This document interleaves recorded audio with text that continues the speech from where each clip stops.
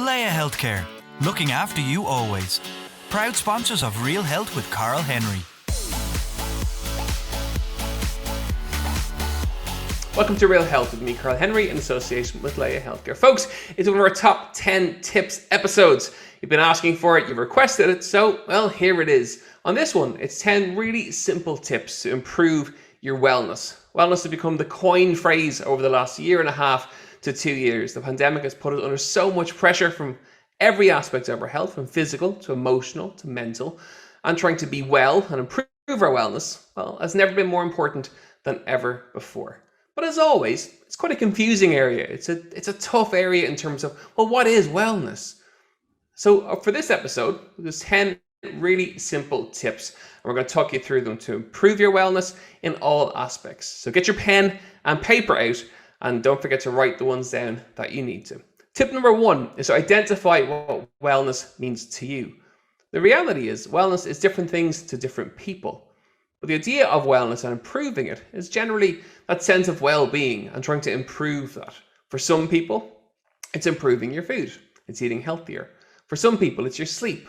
For some, it's social interaction, having more fun. I don't know about you, but one of the toughest elements of lockdown was not seeing people. And now that the world has opened back up, one of my own aspects of wellness I've been trying to improve is to get out more, to catch up with friends and family, and to get out of Dublin a little bit, to get around the country and just experience life a little bit. So that is an aspect of wellness too. For some, it can be weight, gain or loss. For losing inches, gaining inches. The whole point here is that whatever it is, it's cool. It's individual. And whatever your approach to wellness is and what you need to do to improve it, that's the really important thing. And never let anyone give out to you, take away from that. Just whatever it is for you is really, really, really important. The key thing is identifying that. So spend some time, get a pen, paper, A4 pad, just jotting it down. When I do this, I put music on the background. I like the distraction of it. I brain dump and write away. And pen and paper is one of the most simple tools to identifying exactly what you're trying to achieve. By looking at it and mapping it out and planning it, that's the way to make that change happen. But you have to identify it first. A simple way with which to do that, a brain dump to start with. What aspects of wellness are in your mind that you want to improve? Get them down on paper. Then leave it for an hour or two and come back to it. Different color pen and highlight what's important to you, what jumps off the page. And chances are it'll jump off the page quite quickly. And it may not be the thing that you think of straight away, but it's a really simple way to make that identity. What am I trying to improve? What does wellness mean to me? Once you've done that, okay, then take it forward to step number 2, or tip number 2, is once you identified something, then make a SMART goal. And so many people forget to do this. They make it fluffy. The concept of it is great, but actually you've got to make some specific, measurable, agreed, realistic, and timed aspects to your goal and to track it. First of all, it has to be specific. Don't just try to get well. It has to be, you spend some time identifying it, make it specific to what you want to do, and no fluffiness. That is important. Make it measured. You got to measure some aspect of it. So for example, people come to me as a PT and we'll measure lots of stuff about their health, their waistline, their weight, inches, butt muscle, fat, whatever. And that measurement is really, really important because by tracking something consistently, and consistently is the really important word there. So like from a weight loss perspective, my clients will track their weight once a week, same time, same day. That's the consistent measurement that gives me feedback in terms of how they're doing. The agreed one, very important, is to agree it with those around you. So sometimes when you're trying to get well, doing it on your own can be really difficult.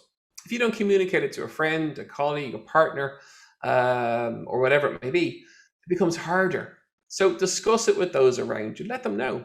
Because if you don't let them know, well, they don't know what you're trying to do and they can't support you. And sometimes it can feel quite lonely to make that leap or to make that jump. So chat to those around you. Realistic. How realistic is it? So for example, if you want to improve your sleep and sleep for 8 hours a night and you currently sleep for 2 hours a night, is that a really realistic goal to begin with? Possibly not.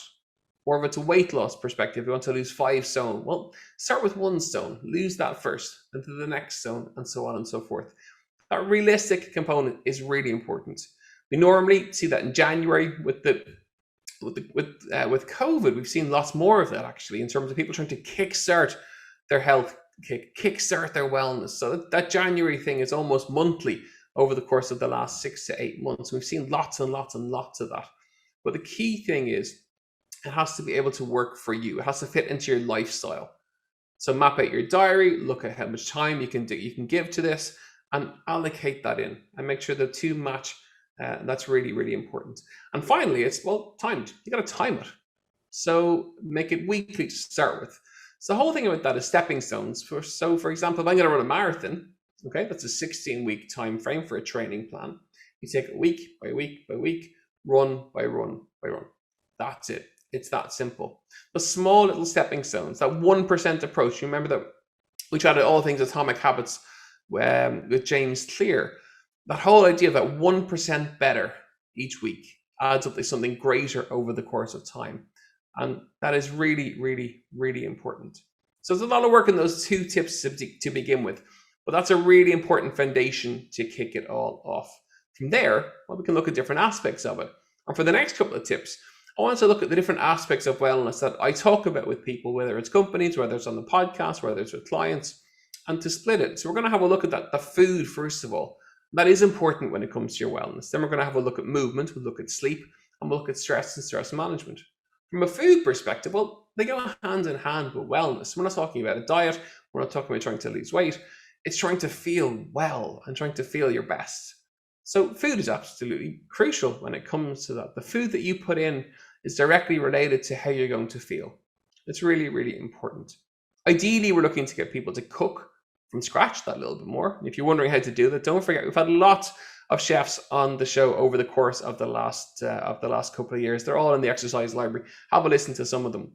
But cooking that little bit more from scratch is so much better for your wellness. You're cooking with ingredients that are in front of you. You're prepping, you're planning, you're making it. They're naturally healthier foods. Less preservatives, less additives, and it's really simple. If you're looking for some really good books, there's loads of good books out there. Nevin Maguire has lots of them. The Daily Dish have 2 really good books out. I'm cooking from one of them at the minute. It's really, really impressive. Just get a simple book with recipes that you understand. I'm not the best cook in the world, so simple books work really well for me. But just by cooking itself, you're naturally healthier because you're prepping the foods and they're just healthier foods. You're looking for foods that are naturally lower in sugars. I'm not there are some sugars that are obviously very natural, but it's added sugars that we're looking for. So really processed food. They're higher in salt, they're higher in added sugars, preservatives, additives, and then have lots more ingredients on the label. So let's make it really simple. You want to be well, improve your wellness. You're reducing the amount of ingredients on a food label. If you don't believe me, look at your food shop this weekend and look at the products that you're putting in there. Foods that have less ingredients are naturally healthier. They'll have shorter shelf lives generally. They will you have to cook or prep them, chances are, and they're naturally better foods. And if you look at the sugar on the label and the added sugar, you'll see that. That lives, if you haven't heard this tip before, it's very simple. It's 4 grams of sugar. It's the equivalent of a teaspoon. And that lives on the back of a label. You'll have calories, which is the first thing. You'll have protein. You'll have carbohydrates. And under carbohydrates, you'll have of which sugars. And that's the important thing to look out for. Foods that are natural with fewer ingredients on the label. You'll be able to you'll see that on the label, there will be less added sugars there. So nothing too scary. But other aspects of food and wellness go hand in hand too. Screen time when we eat is really important. So how many people listening in today, thankfully there's loads of you listening, which is brilliant. How many of you eat with your phone or your iPad or your computer screen or your TV screen? When you do that, you're distracted. So chances are you're not really tasting the food that you eat. And I have asked you what you had 2 days ago for lunch or for dinner. If you had a screen, chances are you won't even remember because we distract ourselves. So when it comes to wellness, screen-free meal times is important, as is the rate or the speed at which we eat. So people eat faster than probably ever before, but actually we're not tasting our food, we're not chewing our food. And from a wellness perspective, the more work that we do in our mouth, the more we chew, that kind of magical 30 seconds there or thereabouts, the less work we have to do in terms of digestion, the less pressure that is on our digestive system. So our whole system will function better and work better because of the fact that we're chewing our food more. Really simple way to do that is put your knife and fork down in between each mouthful. Easy.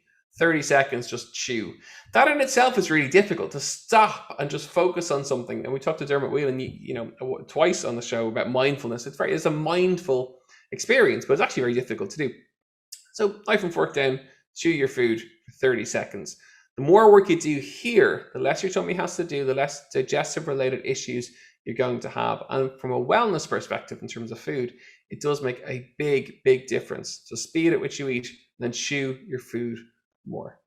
Okay, so tip number 4 is about movement. So there's lots of different types of movement. And again, this goes hand in hand with food. In terms of wellness, we know when we move, we feel good. Okay, you've heard the term endorphins. There's loads of other hormones that are produced when you move. It's good for, well, your wellness and every aspect of your health. Mental, emotional, physical, stress response, just in terms of how you feel. There's different aspects of movement to try and add into your day. What I will say is this, from a wellness perspective, try and get outside as much as you possibly can. So there's loads of different terms for this. Blue spacing is one in terms of cold and water and the effect of water on our bodies, both on a visual perspective, but also when you get into water. And we know that sea swimming has become so popular, and lake swimming and just wild water swimming. It sounds very sexy when you say it like that, wild water swimming. But it's become so popular because of the fact that it feels so good when we do it. But also forest bathing. So it's immersing yourself in nature. So looking at green things, trees, shrubs, flowers. Again, really good in terms of hormone response. There are two really nice forms of exercise and movement. So it doesn't always have to be about a gym or being inside. Get outside, immerse yourself in what is around us. And that's really important too. From a movement perspective, there's cardiovascular. So anything that gets your heart rate going. Brilliant, simple, empowering and powerful. Again, lots of endorphin release. The key thing is the rate at which we move, the speed at which we move. So 10,000 steps a day won't necessarily deliver huge health benefits if you're strolling along, listening to the podcast, counting your steps, and it's all very gentle and easy and, relaxed. Not great from a physical health perspective. So we need to move that little bit faster. And in terms of the response you get from it, by moving that little bit faster, pushing the body a little bit harder, you get a much better response. Second type, resistance. Again, from a wellness perspective, we want to try and make you well for life. And it's as we get older, and at the ripe old age of 39, I'm heading for my vaccine very, very soon, thankfully, the body begins to weaken. So resistance exercise becomes more important. So that's basically lifting something that's a weight. We're all weights ourselves. Everyone listening into the show today is a weight.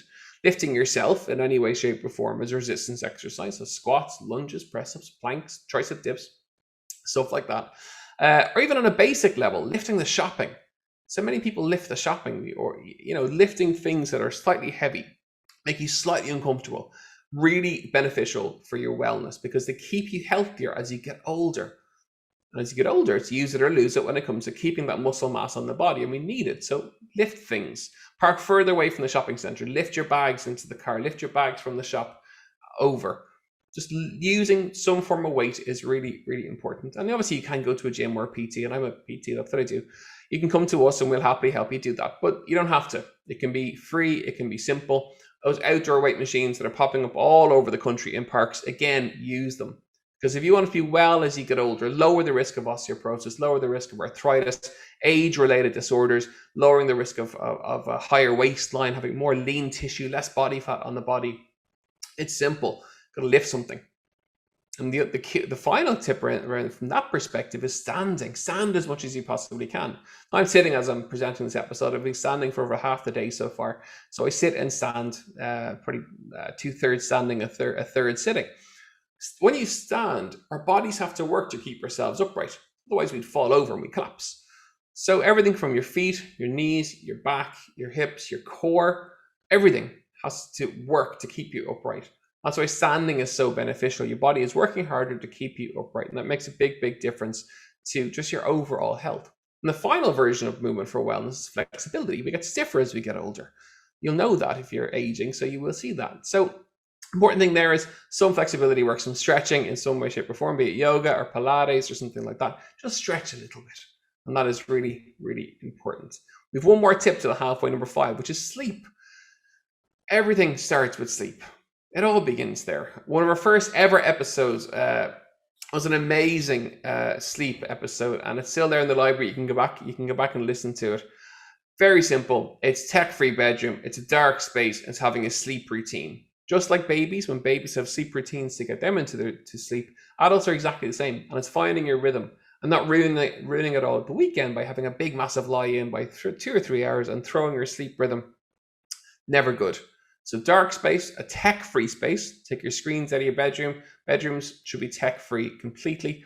And having that sleep routine when you're going to bed. That is really, really important. As ever, you're listening to The Real Health with me, Carl Henry, in association with Leia Healthcare. We're looking at top 10 tips to improve your wellness. Let's just run through and review the first 5. The first is identify what wellness means to you. Really important. Most people don't. They'll rush straight into it. Then make some smart goals. So pen, paper, map it out and plan it out. Then the 3 aspects. So one is that food component and slowing the food down, making meals an enjoyable, restful, peaceful time. The second is movement. So moving in some way, shape, or form. That's slightly harder aerobic exercise, some kind of resistance exercise, and then obviously some kind of passive flexibility work too. Remember, as you get older, it's use it or lose it. And it's very difficult to explain that to someone who's under 30. As you get towards your mid to late 30s, you begin to understand why age becomes such an important thing, trying to be well. And if you don't look after yourselves in your 30s into your 40s, it becomes far more difficult. So mind yourselves, and don't worry, you're never too old to start getting well. That's absolutely crucial to say. Final one is sleep. So remember, tech-free bedroom, dark space, and have the sleep routine to get into. All right, number 6 is all about stress and stress management. So stress, I think it's fair to say we've never been more stressed in our lives than we have in the last kind of year and a half. We've in a global pandemic, we're working from home. We're probably working harder than ever before because we are working from home. We're always on. And a lot of the corporate work that we do in the companies that we work with, we implement stress management programs for them. And here's some of the things that we've learned. One is applying structure to your day, having a start point and an end point when it comes to work. That's really sounds really simple. Chances are a lot of people don't. They just work all the time. I self-confessed workaholic over here. I love to work. My phone's always on. I'm glued to it. So part of the stress response or stress improvement from my own wellness perspective is to reduce the quantity of time that I spend on my phone, reduce the quantity of time when I respond to emails, so having a cutoff. So having that structure is really, really important. If you are still working from home, like so many of us are, myself included, it's having that work and home structure. So this is work for the moment. I'm building a studio at the back at the moment. That'll become work in about 2 weeks' time. This door here, which you can't quite see, there's a door just here. That is home. This is work, that is home. And I try and keep them very separate if at all possible. When I finish my day, I close my diary, I close my to-do lists, and I walk out into home life. And having that structure between the two is important. For certain people, and sometimes I do it myself, having a virtual commute has become really important too. So 15, 20 minutes at the start of my day, I walk around my estate, I walk around my area, and I come into work. And then at the end of my day, I go for my virtual commute from work in 20 minutes and come back in the front door. So it's trying to have that structure and apply that structure. And that can make a big difference. From a stress perspective, 2 other key things. One is discussion and chatting it out. Don't hold it, talk it. And any counselor or therapist that we've had on the show over the course of the last couple of years will always say that talking is so important. So don't hold it in. The final one for me is a brain dump. So I have a brain dump diary. I'll show it to you over here. It is, if you're watching on Instagram TV or on YouTube, it's my brain dump diary. If you are listening in, it is a very funky diary. I'm sadly excited by things like that. At the end of every day, I will brain dump of all the things I have to do the next day. I'll organize it, I'll put lists together, and I have my to-do list at the end of the day. So when I come in tomorrow, I know what I have to do. And then I get the even stranger satisfaction of putting a line through it. And that just makes me feel good. And it's a really simple way to manage my stress, because I've taken what's in my head, I've taken those thoughts, I've put them down on paper, I've organized it, and I've closed it off and say, right, now it's into family time or training or whatever it may be, and I'll come back to it the next day. Tip number 7 is a funny one, and it's the social aspect of wellness. I think we've missed that. I think trying to get well or to get healthy, we look at the other aspects of that. So we look at the sleep, the food, the movement. That social bit's crucial, and we've been starved of that, where it's all been virtual over the last while. Where I think you have to map that into your diary. You have to committing to meet someone, to talk to someone in person, to see someone, to get that sense of just social connection that we've all been missing. And from your own wellness perspective, look at that brain dump that you did at the very, very start, identifying what wellness means to you. If it's being happier, if it's being healthier, there's a huge social element and social side to wellness. So ensure that you're getting it. and ensure that you're activating the social side to all the work that you're doing. Tip number 8, it's a funny one. I've brought it up once or twice before on the show with people.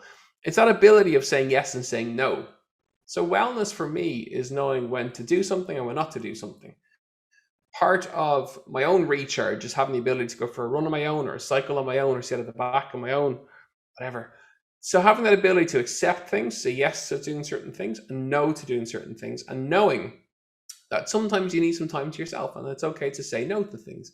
I think saying no has become more empowered over the course of the last couple of years, and it is a really beneficial wellness tool, because you know how much you can take on, when you're over that, and then that brings around anxiety and stress and everything that goes with that.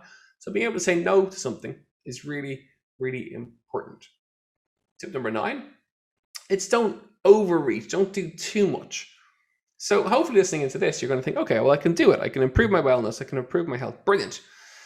But that's not to say you're trying to implement every single tip that we're talking about in one go. From an exercise perspective, it's not overtraining or doing too much that people tend to do all the time. It's knowing that where that balance exists. If you look at all the health trackers that are out there, they all have some stress score or some training score or adaptability score. And that's what they're measuring. They're measuring the ability to adapt and react to things. Wellness is the exact same as health. It's the exact same as exercise. You can do too much trying to achieve something, and that can lead to burnout, and that can lead to anxiety, and that can lead to a sense of I haven't achieved something, I haven't done something. So just my point there is just find out what works for you. Find out what works for your schedule, your lifestyle, your diary, and just build it up bit by bit by bit. And for some people, that's taking one of these tips and using it in the first week. And when that's embedded, then go to the second tip, the second week, and build it up slowly and build it up gradually, and just find that balance point. So you're not doing too much, nor are you doing too little. You're doing a little bit of everything. My final tip, and it's probably the most important of all, it's planning it all out. So things don't happen by accident. You don't become a marathon runner or an ultra marathon runner or, fantastically happy about life by accident. It takes a little bit of work and it takes a little bit of planning. The key thing here is for your wellness, take out a diary, take out a schedule, map it out and plan it out. When are you going to do certain things? When are you going to make that social connection? When are you going to get your exercise done? When are you going to improve your food? What things are you going to do to make that happen? Those small little things, mapping them into your diary, it's the biggest lesson I've learned from working with people over the course of the last 20 years, which is the fact that those who plan succeed. Those who leave it to haphazard, and that goes for myself included. When I'm really structured, my training's really good, my food's really good. When things in life come to throw you, which they do every now and again, and things become slightly more haphazard, it's far more difficult to be well. It's far more difficult to be healthy, to make the right decisions. If you've nothing at home in the fridge and you're driving home after a really busy day, it's difficult not to bring the takeaway. It's difficult not to have the chocolate bar in the garage or whatever, or the drive-through, because it's an easy option. So planning is absolutely crucial. So plan your wellness. And that is really, really, really important. Folks, we know people love these top 10 tips episodes. They're very simple tips. They're driven and they come from experience from working with clients and a personal experience over time. They work. As ever, with these episodes, all I ever say is try them. Take 1, take 2, take all 10 if you want. But, find out what works for you. Implement them for 7, 14, 21 days. Give it 30 days. That's the technical habit forming time frame. And just see what happens, because we all want to be well and we all want to improve our wellness. And these tips will give you some structure and some guidance with regards to how you can do that. As ever, if you liked what you heard, and hopefully you did, don't forget to rate and review if you're on iTunes, or just send it on to a friend. They might like to listen to it too. You know where you are, at Carl Henry PT on Twitter and on Instagram. We're realhealth@independent.ie. And as always, we are back next week with more Real Health. Have a wonderful week, have a well week, and try some of those tips and let us know how you get on. Have a wonderful week, and we'll see you soon. Slán go fóill. Leia Healthcare, looking after you always. Proud sponsors of Real Health with Carl Henry.